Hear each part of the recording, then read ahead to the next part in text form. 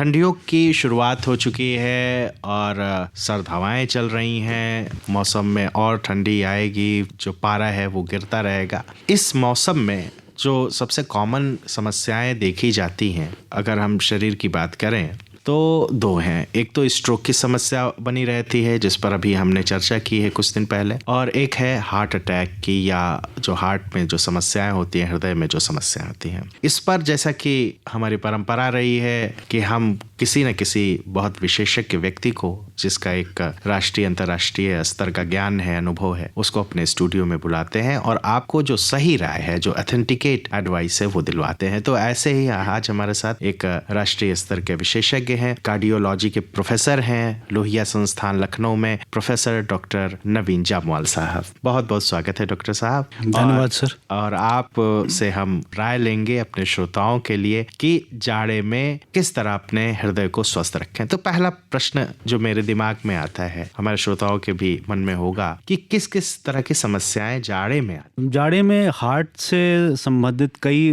बीमारियां, कई दिक्कतें बढ़ जाती हैं। एक सबसे बड़ी प्रॉब्लम कोल्ड या जाड़े की अपने आप में ये है, क्योंकि हार्ट जो है अनफॉर्चुनेटली हम लोग का काफ़ी ऊपर होता है। मतलब जो हमारा शरीर की बनावट कुछ ऐसी है कि हार्ट की धमनियाँ, स्पेशली जो उसकी धमनियाँ हैं, आर्टरीज हैं, कॉरोनरी आर्टरीज हैं, वो बहुत सामने की तरफ होती हैं। तो जब भी ठंड होगी, तो ठंड में जैसा हम देखते हैं कि हाथ नीले पड़ रहे हैं और ठंडी लगती है, बेसिकली होता क्या है कि वेसो कॉन्स्ट्रिक्शन होता है। तो आपकी जो धमनियाँ, हार्ट की धमनियाँ, वो भी कॉन्स्ट्रिक्ट हो सकती हैं, सिकुड़ सकती। तो जब भी सिकुड़न होगी तो आपका जो ब्लड फ्लो है, जो रक्त प्रवाह है, वो थोड़ा कॉम्प्रोमाइज हो सकता है, प्रभावित होगा। तो क्लॉट्स बनने के रिस्क बने रहते। तो इसलिए ठंड में सबसे इंपॉर्टेंट चीज जो है, जो मॉर्निंग वॉक लोग करते हैं, मैं उनको बिल्कुल एडवाइस करता हूँ मॉर्निंग वॉक ना करें। कहीं भी ऐसा नहीं दिया है कि मॉर्निंग वॉक से कोई आपको बहुत लाभ होने वाला है। ठीक है, अच्छी हवा मिलती है, बट वो शाम को मिल सकती है। वॉकिंग पर से अपने आप में अच्छा होता है, वॉकिंग करेंगे वो इंपॉर्टेंट है। मैं एडवाइस सिंपल देता हूँ कि जब सूर्य बाहर हो, जब सन निकल आया हो, आप उस समय वॉक करें। अगर फॉग है तो वॉक ही ना करें तो भी कोई दिक्कत नहीं है,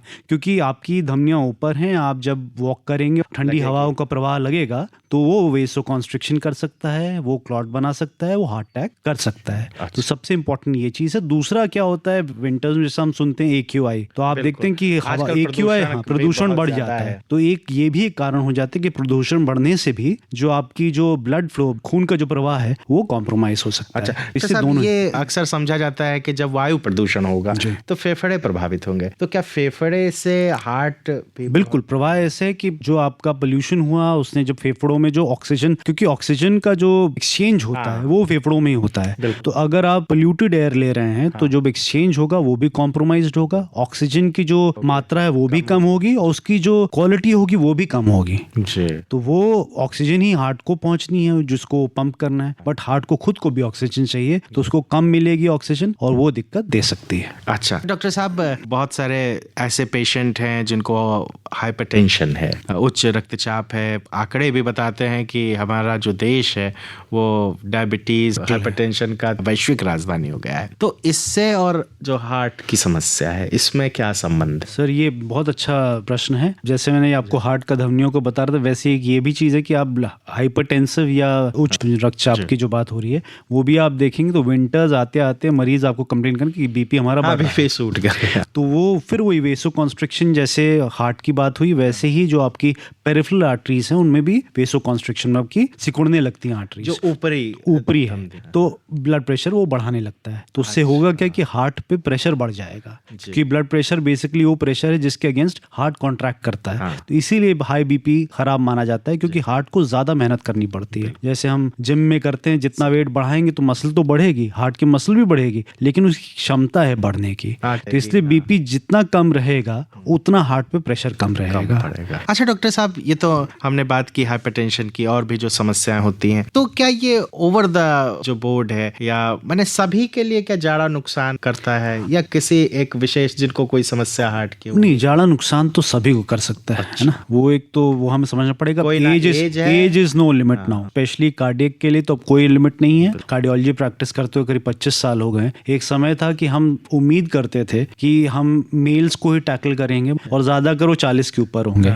अब अनफॉर्चुनेटली महिलाएं भी हैं और यंग एज तो ऐसा है कि 17 साल इवन 13 साल की फीमेल में हमने हार्ट अटैक देखा हुआ है। अच्छा। और 17, 18, 20 साल के लड़के तो बहुत कॉमन, स्पेशली वो जो स्मोकर्स हैं। स्मोकिंग सबसे is the worst thing that you can do to yourself. Doctor साहब, जिस तरह का मौसम है और जिस तरह का हमारा वातावरण हो गया है पोल्यूटेड, उस तरह तो हम जो स्मोकर नहीं भी हैं वो भी ये माना जाता है कि 20-30 सिगरेट के बराबर पी ही लेते हैं। हाँ, ये सर, इस पर देखिए मैं बहुत का विशेषज्ञ नहीं हूँ, बट मुझे फिर भी लगता है कि smoking is the worst thing you can do to yourself. अब पोल्यूशन एक लिमिट है, डेफिनेटली उसका कुछ तो प्रभाव हो रहा होगा, बट हम फिर भी ये देखते हैं कि यंग एमआईज जो हैं, मतलब जो 25 या 30 साल से नीचे जो हार्ट अटैक्स हैं, वो अमूमन उनमें होते हैं 90% में हैं जो स्मोकर्स हैं। अच्छा। नॉन स्मोकर्स में होता है बट बहुत अनकॉमन है वो, स्पेशली उन बच्चों में जहाँ पर ट्राइग्लिसराइड्स या कोलेस्ट्रॉल्स गड़बड़ रहे हैं या बहुत स्ट्रॉन्ग फैमिली हिस्ट्री है और वहाँ कोलेस्ट्रॉल चेक नहीं किए गए हैं। तो बैड कोलेस्ट्रॉल अगर आपका बढ़ा रहा है कम एज से काफ़ी,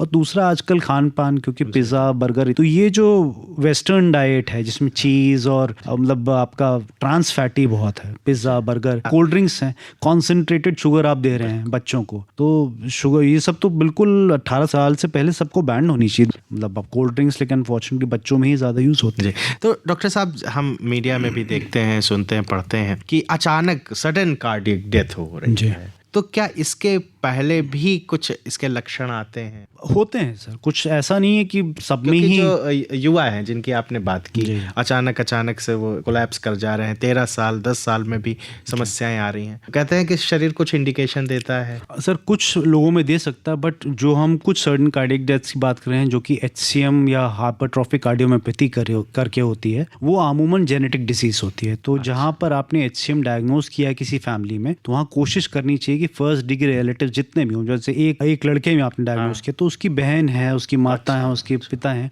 उन सब में हम लोग को आइडियली इकोकार्डियोग्राफी करके देखना चाहिए।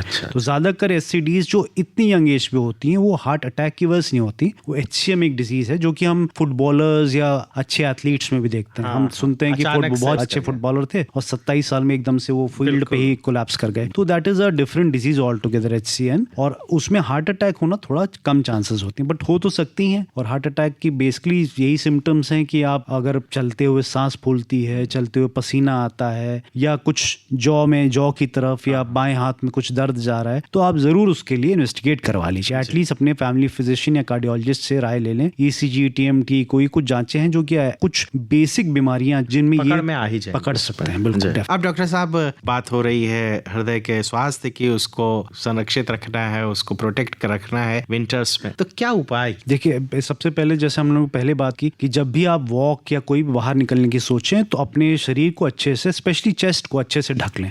अच्छी मोटी जैकेट पहने, स्पेशली अगर आप बाइक या साइकिल पे चलते हैं तो एक स्वेटर और उसके ऊपर एक जैकेट डाल लीजिए ताकि हवा का, बिल्कुल, ताकि जो ठंडी हवा का प्रवाह है वो आपकी चेस्ट पे, सीधे चेस्ट पे ना आए। तो ये एक बहुत बेसिक चीज है। वॉक करिए, बिल्कुल करना चाहिए, विंटर्स में भी करिए, लेकिन उस समय करिए जब सूर्य बाहर हो, सन हो बाहर, तब करिए। जब धूप हो, बहुत ठंड में वॉक, और अगर 3-4 दिन फॉग है, नहीं है तो कोई दिक्कत नहीं, 4 दिन वॉक ना करने से कोई दिक्कत नहीं होगी, वरना घर के अंदर आप चहलकदमी कर लीजिए। तो ये कुछ बेसिक चीज़ें हैं। और तो सिर्फ बेसिक चीज़ें कि अगर आप ब्लड प्रेशर है तो ब्लड प्रेशर की दवा रेगुलर खाएं, बढ़ रहा है तो अपने फिजिशियन से मिलें, BP को दवा बढ़ानी है तो विंटर्स में बढ़ जाए, कोई दिक्कत नहीं। शुगर है तो शुगर को अच्छे से कंट्रोल करें। स्मोकिंग है तो बिल्कुल बंद कर दीजिए। अल्कोहल बहुत सीमित मात्रा में लें। कई होता है कि अभी विंटर्स आ गई तो ये बहाना मिल गया तो 2-3 पैक पीने लगे। अल्कोहल अधिक मात्रा में आपके हार्ट की जो मसल है उसको डैमेज करती है, मायोकार्डाइटिस करती है, तो उससे बचें। सिगरेट आपने बताया है। खान पीन पे ध्यान रखें कि आप हेल्दी खाएं,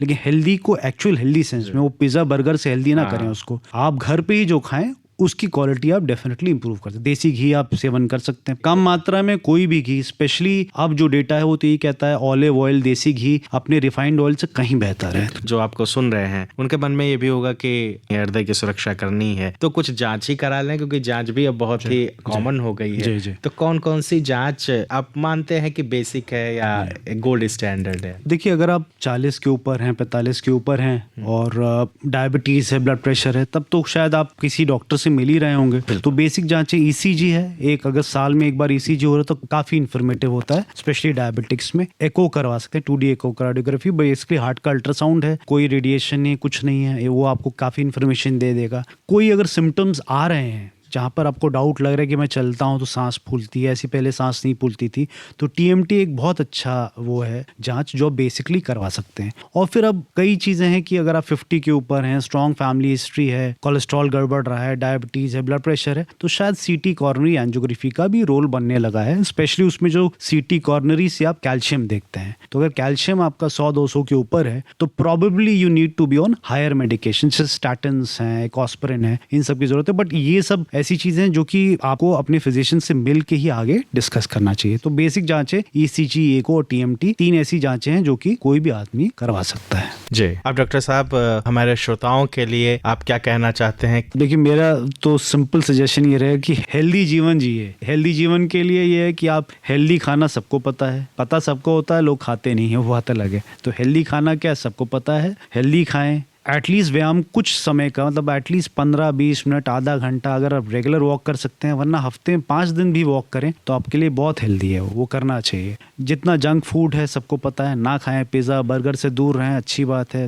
कोल्ड ड्रिंक हो, चाहे वो आजकल जो एनर्जी ड्रिंक्स आ गई, इन सब से तो जितना दूर हैं, क्योंकि ये सब कॉन्सेंट्रेटेड शुगर्स हैं, कॉन्सेंट्रेटेड कैफीन है, ये नुकसान ही करेगा, फ़ायदा बिल्कुल नहीं करता है। जिम करते हैं तो जो भी एनाबॉलिक स्टेरॉइड्स या और जो वे प्रोटीन्स होते हैं बिल्कुल लेने की जरूरत नहीं है। आप अपना हेल्दी खाइए, जिम करना है करिए, बट वो भी एक लिमिट में करिए, क्योंकि जिम के अंदर भी इस तरह की दुर्घटनाएं होती रहती हैं। तो मेरी एडवाइस ये है कि हेल्दी जीवन के लिए एक हेल्दी लाइफस्टाइल होना चाहिए, उसमें हेल्दी खाना, हेल्दी एक्सरसाइज, सब चीज़ इंपॉर्टेंट है। साहब, आपने बहुत अच्छी जानकारी दी। निश्चित तौर पर ये जो आने वाले महीने हैं, इसमें अगर आपकी जो राय है उस पर लोग काम करेंगे तो बहुत हद तक अपने दिल को स्वस्थ रख सकते हैं। बहुत बहुत धन्यवाद, शुक्रिया। धन्यवाद सर।